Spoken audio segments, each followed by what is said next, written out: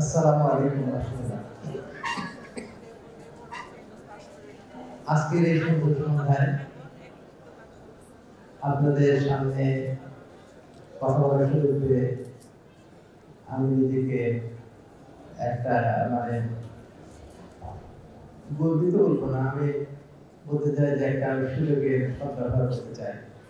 Because এখানে অনেক doctor আছেন যারা ভবিষ্যতে অনেক রোগীদের সেবা করবে। তাদের যদি একটু কিছু কথা বলে একটা গাইডলাইন দেওয়া যায় কিভাবে করলে আমরা সফল হতে পারি। সবাই সফলতা চায়, পৃথিবীতে সবাই সফলতা চায়। একটা স্টুডেন্ট সফলতা চায়, একটা পরিবারের প্রধান সে সফল হতে চায়, বাচ্চারাও সফল হতে চায়, চাকরি জীবনে সফল হতে চায়। সফলতার চাবিকাঠি কি? কোরআন শরীফে অনেক জায়গায় সফল হয়ে গেল, অমুক সফল হয়ে গেল এরকম আয়াত রয়েছে, তার সঙ্গে অনেক শর্ত যুক্ত করা। তার সবচেয়ে ন্যূনতম শর্ত, একটা শর্ত আছে একটা আয়াতে। সেই শর্তটা হলো বিসমিল্লাহির রহমানির রহিম, ক্বাদ আফলাহা মান যাক্কাহা ওয়া ক্বাদ খাবা মান দাসসাহা। এখানে সফলতার সাথে একটা শর্ত যুক্ত করা আছে। সে সফল হয়ে গেল যে নিজেকে পবিত্র করলো, যে নিজেকে কলুষিত করলো, সে ধ্বংস হয়ে গেল। কোরআনের আয়াত, সত্যতার পরাকাষ্ঠা, এর থেকে বড় সত্য আর নাই। কাজেই পবিত্রতা সবচেয়ে বড় জিনিস। যে কোনো কাজে যদি আপনি যত পবিত্র থাকবেন সেই কাজে আপনি সফলতা হবেই।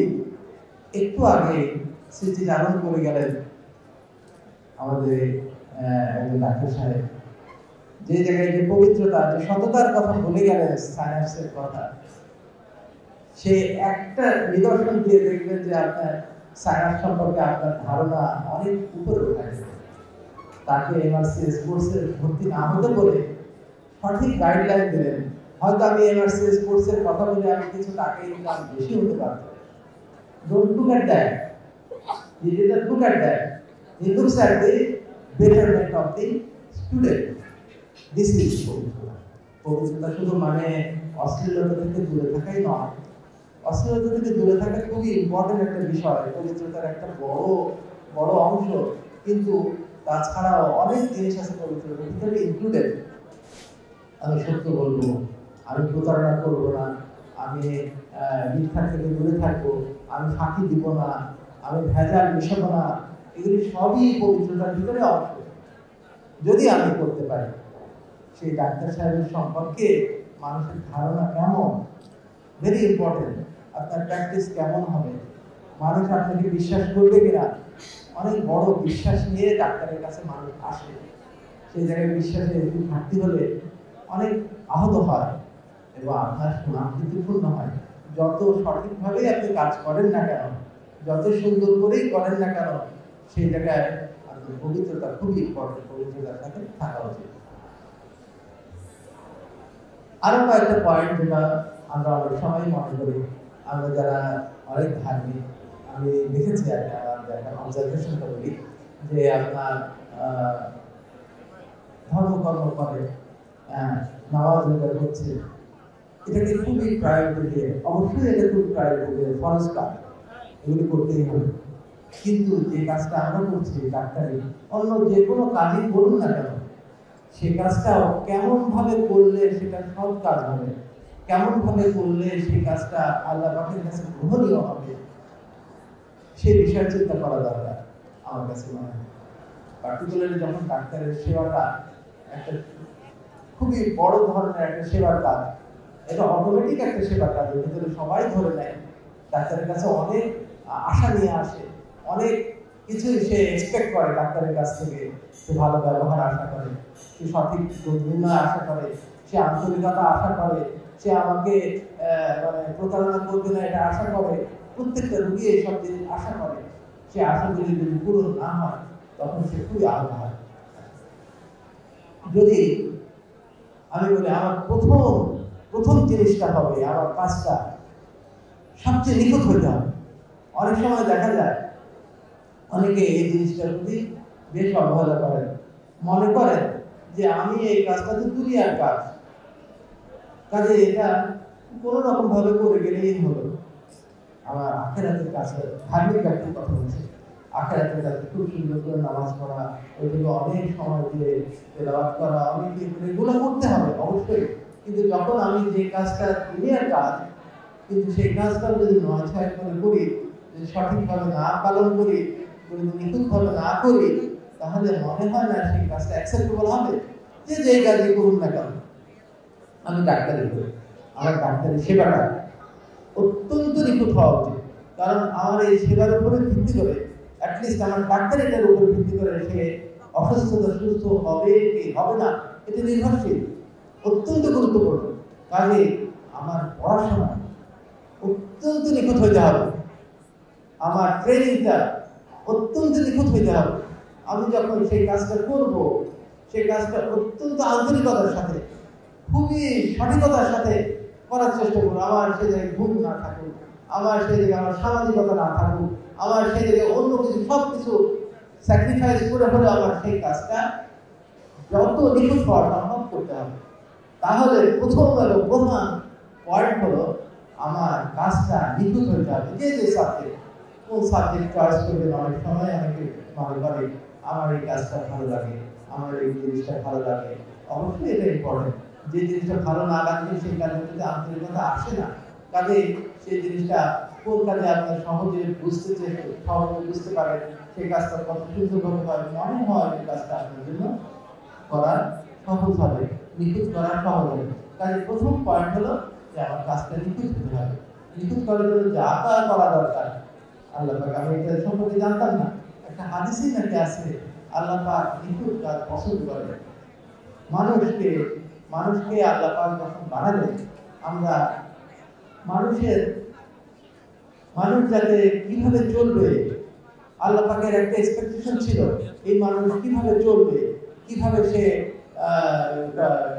দুনিয়াতে থাকবে, নিশ্চয়ই কোনো একটা ইচ্ছা ছিল।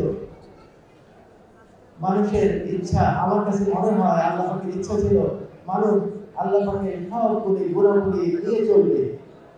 কোরআন শরীফে একটা আয়াত আছে, তোমরা আল্লাহর রং গ্রহণ করো, এই কথাটা বলা আছে।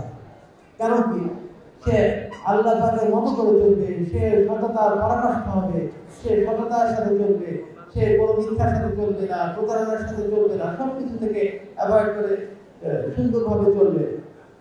এই চলার পথে যাতে সে সেইভাবে চলতে পারে, সেজন্য অনেক জিনিস কিন্তু মানুষের ভিতর প্রথম থেকে দিয়ে দিচ্ছেন আল্লাহ। একদম শিশু বয়সে দেখেন একটা বাচ্চা যখন শিশু থাকে, সে কিন্তু সত্য ছাড়া অন্য কথা বলে না, মিথ্যা বলতে পারে না। তার ভেতরে বাবা মায়ের প্রতি কতটা আন্তরিকতা থাকে, কতটা আসক্তি থাকে মায়ের প্রতি। আমাদের দেশে দেখা যায় মায়েরা দুটো কমপ্লেন করে, একটা হলো আমার বাচ্চা খায় না। অধিকাংশ মায়েদের একটাই কমপ্লেন, আমার বাচ্চা খায় না। আর একটু বড় হলে আমার বাচ্চার কথা শোনে না। সে জানে না যে বাচ্চা কেন খায় না। বাচ্চা মায়ের প্রতি এত আসক্তি, সে চায় না, যে সে চায় সব সময় তার মা কাছে থাকুক, সে মায়ের কথাটা শুনতে চায়, মায়ের সাথে খেলা করতে চায়, মায়ের গল্প শুনতে চায়। সেই জন্য এক লোকমা খায় আর একটু ঘুরে ঘুরে খেলা করে। কি বড় একটা আসক্তি, ভালোবাসা মায়ের প্রতি আল্লাহ পাকের দান, এটা মনে করে সেটা আমাদের মায়েরা সেখানে রিপ্লেস করে দেয়, মোবাইল দিয়ে রিপ্লেস করে দেয়, কার্টুন দিয়ে রিপ্লেস করে দেয়। কি সাংঘাতিক! তখন খুব তাড়াতাড়ি খায়। কেন খায়? সে তখন কার্টুনের প্রতি আসক্তি হয়ে যায়, মোবাইলের প্রতি আসক্তি হয়ে যায়। সে দেখে যে আমার মা যদি কাছে থাকে, তাহলে আমি কার্টুনটা ভালো মতো দেখতে পারি না, আমি মোবাইলটা ভালো মতো দেখতে পারি না। সে তাড়াতাড়ি খেয়ে মাকে সরায় দেয়। কি সাংঘাতিক! কত বড় একটা জিনিসকে আমি নিজে হাতে কর্তন করছি। আমি বলবো প্রত্যেকটা মায়ের উচিত 1 ঘন্টা ধরে খাওয়ানো উচিত, 2 ঘন্টা ধরে খাওয়ানো উচিত, সঙ্গে নবী রাসূলের গল্প করা উচিত। কোরআন শরীফে 25 জন নবীর কথা বলা আছে। প্রতিদিন যদি একটা নবীর গল্প করা যায়, শেষ করা যাবে না। আপনার 30 দিনে 30টা নবীর গল্প হবে। কত ওলিয়ার গল্প আছে। এই গল্পগুলি যদি করে, সেই বাচ্চা মনে হয় না ডিরেক্ট হবে, সেই বাচ্চা মোবাইলের প্রতি আসক্তি হবে না, সেই বাচ্চা আপনার কথাই শুনবে এবং আপনাকে পরবর্তীতে বলবে যে বাচ্চা আমার কথা শুনে না, এই জিনিস মনে হয় হবে না। আচ্ছা, আমি অন্যদিকে চলে যাচ্ছে পারি, এটা আসলে শুনবি যে আপনারা একদম ইয়াং জেনারেশন, একটু পরে আপনাদের পারিবারিক জীবন এরকম ছোট বাচ্চা সবার জীবনেই আসবে। কাজে এই গাইডলাইনটা আমার কাছে মনে হয় ফলো করা উচিত।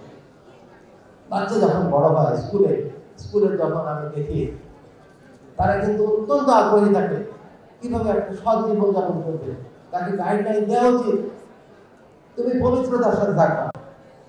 হযরত আব্দুল কাদের জিলানী রাহমাতুল্লাহ আলাইহির গল্প আমরা জানি, মা তার স্বর্ণমুদ্রা জামার ভিতরে দিয়ে দিয়েছিল, শুধু বলে দিয়েছিল তুমি মিথ্যা বলো না। সে ডাকাতের কাছে সত্যতা, সত্যের কি শক্তি, সত্য বললে বোঝা যায়। আপনি সত্যের কি শক্তি, যখন সত্য বললে মনে হবে ভয় যে আল্লাহ এই সত্যটা বললে তো আমাদের বিপদ হবে। শয়তান আপনাকে ভয় দেখায় সত্য বলো না, কিন্তু আপনি সত্য তখন বলে দেখবেন সেই সত্যের কি পাওয়া, সাংঘাতিক পাওয়া। আপনি আব্দুল কাদের জিলানীর গল্প অনেকেই জানেন, এটা সত্যের কি পাওয়া, সেই ডাকাত পর্যন্ত চেঞ্জ হয়ে গেছে। সে এরকমই সম্ভব। কাজে প্রত্যেকটা জিনিসকে যদি পবিত্রতার কথা বলা যায়, পবিত্র থাকলে তুমি সফল হয়ে যাবা। শুধু এই কথাটুকু বলবেন, পবিত্র যদি থাকো তুমি সফল হয়ে যাবা। ডাক্তার সাহেব যদি পবিত্রতা থাকে যে হ্যাঁ আমি যদি পেটে হাত দিয়ে বলি এখানে একটা ব্যথা করতেছে, আচ্ছা এটা মনে হয় অ্যাপেন্ডিক্স বলে আমি অপারেশন করে ফেললাম, আসলে কিন্তু অ্যাপেন্ডিক্স ছিল না। ডাক্তারের অনেক কিছু করা সম্ভব যেটা আপনাকে মানুষ বিশ্বাস করবে না, আপনি সেটা করবেন না, এটা করতে পারেন না, করলে ক্ষতি হবে। এই জিনিসটা মনে রাখবেন সব সময়। একদম যেটা একদম সঠিকভাবে আপনি পড়াশোনা করছেন ঠিক সেই গাইডলাইন অনুযায়ী চলবেন, তাহলে আপনি দেখবেন অন্যদিক থেকে টাকা আসতেছে, আর টাকা বেশি দরকার নেই, আসলে দরকার নেই। সাধারণ জীবনযাপন করছেন, রাসূল পাক সাল্লাল্লাহু আলাইহি ওয়াসাল্লাম অত্যন্ত সাধারণ জীবনযাপন করেছেন। আমি বলি যে অনেকেই মনে করে থাকে আমি যা ইনকাম করি সেই টাকা পয়সা বোধহয় আল্লাহ পাক আমাকে দিয়েছে আমাকে খরচ করার জন্য। আমার কিন্তু মনে হয় না। আমার কাছে মনে হয় যদি অতিরিক্ত টাকা আসে, সেই টাকা আপনি কিভাবে খরচ করছেন সেই হিসাব নেওয়ার জন্য আল্লাহ পাক আপনাকে পরীক্ষা করছেন, আপনি সেই টাকাটা কিভাবে খরচ করছেন।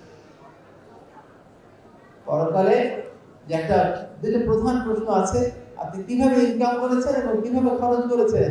অতিরিক্ত টাকা আসলে সেই টাকাটা কিভাবে খরচ করছেন সেটা হিসাব নেওয়া হবে। সেই পরীক্ষা চলতেছে। আমি যদি বিলাসিতা করি, আমি যদি অনেক জায়গায় ঘুরে বেড়াই, অনেক বিলাসিতা করি, ফ্ল্যাটের পর ফ্ল্যাট কিনতে থাকি, গাড়ির পর গাড়ি কিনতে থাকি, তখন আমি মনে হয় সেই পরীক্ষা ফেল করে যাব। আমার উচিত মধ্যম পন্থার ভিতরে চলা। কাজে অতিরিক্ত টাকার দরকার নেই, আপনি সঠিকভাবে কাজ করে যাবেন, টাকা অটোমেটিক আসতে থাকবে। আমার তো মনে হয় একটা স্টেজ আছে, সেই স্টেজের পরে আপনাকে আল্লাহ পাক অনেক টাকা দিয়ে দেবে, বুঝতে পারছেন। একটা যে আমি উদাহরণ দিই, যদি এটা উদাহরণ আগেও দিয়েছি যে একটা দুধওয়ালা যদি একটু ভালো ভালো দুধগুলি কালেক্ট করে, সে কাজটা আমি যেটা বলতেছিলাম যে কিভাবে একই কাজ করতেছে দুধওয়ালা, দুইজন দুধওয়ালা, একজন দুধওয়ালা দুধগুলি খুব ভালো ভালো দুধগুলি কালেক্ট করতেছে, সেখানে কোনো পানি মেশাচ্ছে না, একদম সঠিকভাবে ওজন করে দিচ্ছে, দামও বেশি নিচ্ছে না, যেটুকু লাভ করা যায় সেটুকুই করতেছে।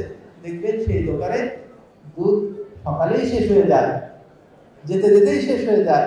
আরেকজন দুধওয়ালা 9-6 করে বিভিন্ন দুধ কালেক্ট করে, ওর ভিতরে পানিও মেশায়, ওজনেও ঘাটতি করে, দামও বেশি রাখে, সেখানে কিন্তু ওইভাবে লাভ আসে না। ওই প্রথম দুধওয়ালার কাজটা আমলে সালেহ হয়ে যাবে, সে দুধও বিক্রি করে, টাকাও নেয়, কিন্তু তার কাজটা আমলে সালেহ হয়ে যাবে। কেন?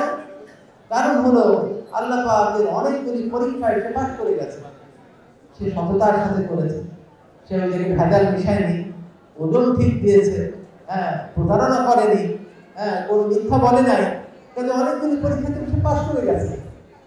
যখন সে এই পরীক্ষাগুলোতে পাস করে যায়, তখন দেখে যে আল্লাহ পাক তাকে দ্বিতীয় স্তরের পরীক্ষা ফেলে, সেই জন্য তাকে টাকা পয়সা দিতে থাকে, $2 ওই ব্যবসা বাড়তেই থাকে, টাকা পয়সা আসতেই থাকে। তখন দেখতে চান আল্লাহ পাক একে টাকা বেশি দিলে কি করে, আপনি ডাক্তারি করেন সুন্দরভাবে, হ্যাঁ, খুব ভালো করে নলেজ গেইন করেন, ভালো করে ট্রেনিং করেন এবং আন্তরিকতার সাথে করেন, সফলতা আসবেই। এবং সফলতা আসতে থাকলে আল্লাহ পাক দ্বিতীয় স্তরের পরীক্ষা ফেলবেন। আপনার দেখুন টাকা অটোমেটিক আসবে, আপনি নিতে চাননি তাও আসতেই থাকবে, অতিরিক্ত টাকা আসতে থাকবে। তখন দেখতে চাচ্ছেন আপনার টাকাটা কিভাবে অর্জন করছেন, কিভাবে খরচ করছেন। আমি যখন 2007 সালের কথা, আমি প্রথম ট্রান্সপ্লান্ট শুরু করি। আমার ট্রান্সপ্লান্ট শুরু করা তো এক্সপেরিমেন্টাল ছিল। আমি কিন্তু নিজে ইচ্ছা করে, আমার মনে হয় না কোনো ইউরোলজিস্ট নিজে ইচ্ছা করে ট্রান্সপ্লান্ট সার্জারিতে ঢোকে। যদিও আমি বেশ মেধাবী ছাত্র ছিলাম, আমি 96-তে বঙ্গবন্ধুতে প্রথম ঢুকি ইউরোলজিতে, 98-তে এমএসএ ঢুকি, 2000 সালে এমএস শেষ করি। সেই সময় তো আমার চিন্তা ছিল না, যদিও সেখানে ট্রান্সপ্লান্টের একমাত্র প্রতিষ্ঠান ছিল তখন। সেই সময় প্রায় আমি কোথায় 50টা ট্রান্সপ্লান্টের সাথে যুক্ত থাকতে পেরেছিলাম। তো ট্রান্সপ্লান্টের অত্যন্ত কঠিন কাজ মনে হতো, অনেক সময় সাকসেস আসে না। যে কাজে সাকসেস আসে না সেই কাজ করতে ইচ্ছা করে না। আমি কি পারবো বলে মনে হয় না, কাজে আমার ধারণাও ছিল না যে আমি ট্রান্সপ্লান্ট সার্জারিতে যাবো। 2001 সালে যখন নিগদুতে প্রথম আমাকে ট্রান্সপ্লান্ট সার্জারিতে সহকারী অধ্যাপক হিসেবে নিয়োগ দেওয়া হলো, তখন দেখলাম যে আমার ঘাড়ের উপরে তো জল পড়েই গেল। আমাকে এটা করতেই হবে। আমি যদি এটা না করি লোকে কি বলবে, লৌকিকতা, হ্যাঁ, লোকে কি বলবে, লজ্জা। সেই জন্য আমার করা, লজ্জাকে সেই জন্য ইমানের অংশ করা হয়েছে। লজ্জার কারণে আমরা অনেক অন্যায় কাজ থেকে বিরত থাকি, লজ্জার কারণে আমরা অনেক ভালো কাজ করতে উদ্বুদ্ধ হই। আমার ক্ষেত্রে এরকম হয়েছে। আমি ট্রান্সপ্লান্টের সহকারী অধ্যাপক, দেখলাম যে আমি যদি এই কাজটা না করতে পারি তাহলে কয়েকদিন পরে তো আমাকে লোকে বলবে ও তো ট্রান্সপ্লান্ট করতে পারে না। তখন আমি দেখলাম যে না, আমাকে ট্রান্সপ্লান্ট করতেই হবে, আমি ট্রেনিং করতে হবে, আমি পড়াশোনা করতে হবে। আমি ট্রেনিং করতে গেলাম, আমি যেখানে ট্রেনিং করেছি, আমি সাধারণত এই আশেপাশের দেশে ট্রেনিং করেছি, অত্যন্ত মানে নিখুঁততার সাথে করার চেষ্টা করেছি। সবসময় আমার বাইরে কোনো কাজ করতে আমার অত ভালো লাগতো না, পড়াশোনা আর একটু আমার মনে ঘুমানো আর একটু রেস্ট নেওয়াটাই আমার রিক্রিয়েশন ছিল, এরকম। তো এই কাজটা করলাম। প্রথম দিকে যখন সহকারী অধ্যাপক ছিলাম আমাকে কিন্তু করতে দেওয়া হতো না, কারণ সহকারী অধ্যাপকদের ট্রান্সপ্লান্ট সার্জারি করতে দেওয়ার পারমিশন ছিল না, অ্যাসোসিয়েট না প্রফেসর না হলে নিজে হাতে। আমি তখন মৃত্যুতে আমার প্রফেসর স্যার ছিলেন বঙ্গবন্ধু থেকে, ডেকে নিয়ে এসে আমরা কয়েকটা কেস করলাম। তারপরে আমি ট্রেনিং করতে গেলাম করাচিতে ট্রেনিং করে আসার পরে মনে হলো যে কাজটা বেশ করতে পারবো। তখন দেখলাম যে আমি যদি এখনো করতে না পারি, কবে অ্যাসোসিয়েট প্রফেসর হব, তাহলে তো আমি কাজটা ভুলেই যাব। তখন আমার জিদ করেই প্রাইভেট সেক্টরে করতে হলো। আমাকে ডায়ালিসিস সেটআপ করতে হলো, আমাকে সেখানে ট্রান্সপ্লান্টের রোগী রেডি করতে হলো, ট্রান্সপ্লান্টের আইসিইউ করতে হলো, ওটি রেডি করতে হলো, সব কিছুই করতে হলো। এবং প্রথম দিকে কিন্তু আমি চিন্তাই করে নিয়েছিলাম it may be a failure project, যে জিনিসটা ভালো নাও হতে পারে। তবে আমি যতটা সতর্ক হওয়ার সম্ভব সবগুলি সতর্কতা অবলম্বন করেছিলাম। এবং প্রথম দিনের কথা, সেই প্রথম রোগীটা এবং টেবিলেই যে গ্রাফটা লাগানো হলো, যে টিভিটা লাগানো হলো, প্রসার শুরু করলো। আল্লাহ পাকের রহমতে this is a success of A programme is important. যদি আপনার সেটা সাকসেস না হতো আজকে হয়তো আমি এই পর্যায়ে আসতে পারতাম না। প্রথম রোগী যখন ভালো হয়ে গেল, ওই রোগী এখন দ্বিতীয় রোগী নিয়ে আসলো। এইভাবে আমরা 8-10টা সার্জারি করলাম। করার পরে আমার স্যারকে আমার ক্লিনিকে নিয়ে আসলাম, বলে যে আমরা তো করছি, আপনি এসে দেখেন, আমরা কিন্তু নিগদুতেও করতে পারবো। তারপরেও কিন্তু আমাকে রুগী দিত না। আমি আমার নিজের ক্লিনিক থেকে রুগী রেডি করে আমি নিগদুতে নিয়ে আসতাম, নিয়ে এসে তারপরে ওখানে করেছি। This way we have started. প্রথম দিকে রুগীরা তো এমনি অপারেশন করবে না, আমাদের ফ্রি করতে হবে প্রথম থেকে, আমাদের ধারণা। আদারওয়াইজ হাউ ক্যান আই মানে মেক মাই হ্যান্ড, আমার হাত কেমন ভাবে তৈরি করবো, আমাকে তার ফ্রি করতে হবে। This is the idea behind this. তারপরে আমরা ওষুধ পর্যন্ত কিনে দিয়েছি। আমরা একটা গ্রুপ করলাম, আমাদের এলাকার লোকজনকেও নিলাম, তাদেরকে নিয়ে টাকা পয়সা যোগ করে ওষুধ কেনার পয়সা পর্যন্ত দিয়ে দিতাম রোগীদের। এইভাবে আমরা ট্রান্সপ্লান্ট শুরু করেছিলাম। পরীক্ষা নিরীক্ষা, যাদের ফলো আপ পরীক্ষা নিরীক্ষা ফ্রি করতাম, এইভাবে করতে করতে। আচ্ছা, সেই সময় আমার উদ্দেশ্য কি ছিল? আমার ট্রান্সপ্লান্ট সার্জারি থেকে রক্ত করা, রাইট? সেই জন্য আমার করতে হয়েছে। আচ্ছা, যখন একটা ট্রান্সপ্লান্ট হয়ে গেল, সাকসেসফুল ভালোই হচ্ছে, তারপরে আরো নিখুঁততা আমরা অনেক জিনিস মডিফিকেশন করি, করতে করতে করতে অনেক নিখুঁত হলো, এখন অনেক নিখুঁত। মনে হয় না খুব কম কিডনি আমাদের হয়তো ফেলিয়ার হয়, 3 to 4%, 96% প্রায় সাকসেস হয়ে যায়। এখন কিন্তু অনেক নিখুঁত। এখন তো আমি টাকা নিতে পারি, এই যে এখন কিন্তু আমার উপরে আল্লাহ পাক পরীক্ষা করছেন। ও কি করে, এখন তো অনেক নিখুঁততা ওকে দিয়ে দেওয়া হয়েছে, ওর রেপুটেশন দিয়ে দেওয়া হয়েছে, অনেক রোগীর কিউ রয়েছে। আমি এখানে আমার টাকা কিন্তু ডবল করলেও মনে হয় সম্ভব। আমি চিন্তা করি এই টাকা দিয়ে আমি কি করবো, what I do with this money, I don't need this money। আমার মনে হয় আপনাদের উচিত, প্রত্যেকটা মানুষের, যে কোনো মানুষের উচিত distraction, attraction for the money, attraction for the attractive জিনিস, দুনিয়ার কত চাকচিক্যময় জিনিস আছে, কোরআনের আয়াত এটা প্রতারক, এটা সঠিক নয়। আল্লাহ পাক নিজে বলতেছেন এই শয়তান আর দুনিয়াকে প্রতারক হিসেবে ব্যবহার করা হয়েছে মানুষকে পরীক্ষা করার জন্য। কোশ্চেন করে না আপনার টিচার, অনেক সময় কিন্তু আপনাকে মিসগাইড করার জন্য অনেক প্রশ্ন করে, আপনাকে পরীক্ষা করার জন্য আপনি ওইটা কোনটা ফলো করেন, সঠিকটা না বেঠিকটা, রাইট? আল্লাহ পাক এরকম পরীক্ষা করছে। কারণ আমার আপনার জীবন কিভাবে চালাবেন, কিভাবে করবেন, সেটা আপনাকে নির্ধারণ করা উচিত। অতিরিক্ততার ভিতরে দরকার নেই। অতিরিক্ত কোনটা দরকার? আপনার নিখুঁততার অতিরিক্ততা দরকার, আপনার জ্ঞানের ব্যাপারে অতিরিক্ততা দরকার। আচ্ছা, target, what should be the target? আমার একজন স্যারের কথা বলছি, উনি বলতেন sky is the limit. Sky হতে হবে আপনার টার্গেট, টার্গেট অনেক উপরে রাখতে হবে, তাহলে অত উপরে অ্যাচিভ করতে পারবেন না, কিন্তু তার নিজ দিয়ে তো যাবে। আমার ক্ষেত্রে আমি যদি দেশের কোনো টার্গেট রাখতাম, তাহলে আমি এতখানে অ্যাচিভ করতে পারতাম না। আমার পার্শ্ববর্তী দেশকে আমি টার্গেট করেছিলাম যে সেখানে আমার পার্শ্ববর্তী দেশে অনেক প্রতিষ্ঠানে প্রতিদিন ট্রান্সপ্লান্ট হচ্ছে। Why we can't do? আমরা কেন করতে পারবো না? আমার টার্গেট ওই জায়গায়। আলহামদুলিল্লাহ এখন আমরা 5টা সপ্তাহে 5টা, ইনশাআল্লাহ এই রোজা থেকে আমরা 6টা ট্রান্সপ্লান্ট, মানে এভরিডে ট্রান্সপ্লান্ট করার কি করতেছি। ইট ইজ পসিবল, এটা সম্ভব। ইম্পসিবল খুব কম জিনিসই ইম্পসিবল, বেশিরভাগই পসিবল আপনি যদি ওর পিছনে লেগে থাকেন। কাজে আপনাদের টার্গেট থাকতে হবে অনেক উপরে, সেই ব্যাপারে লেখাপড়ার কোনো কমতি করা যাবে না। এখানে সবচেয়ে হাইস্ট থাকতে হবে, ট্রেনিং এ হাইস্ট থাকতে হবে, এবং যখন কাজটা করবেন আন্তরিকতা হাইস্ট থাকতে হবে। এবং যে রেজাল্টটা আসবে, আমাদের কাজ করার পরে তো আমরা রেজাল্ট এক্সপেক্ট করি, রোগীটা সুস্থ হলো কিনা। সুস্থ যদি না হয়, সেই ব্যাপারে আপনার ইন্টারনেট সার্চ, কেন সুস্থ হলো না, কি ভুলটা ছিল, আমাদের কি কারেকশন করতে হবে ভবিষ্যতে। This way you make your define, আমি বলি নিখুঁতকরণ, আপনার কাজটাকে নিখুঁতকরণ করতে হবে। এই কয়েকটা জিনিস যদি ঠিক রাখা যায়, তাহলে আমাদের ডাক্তারিটা অনেক সুন্দর হবে।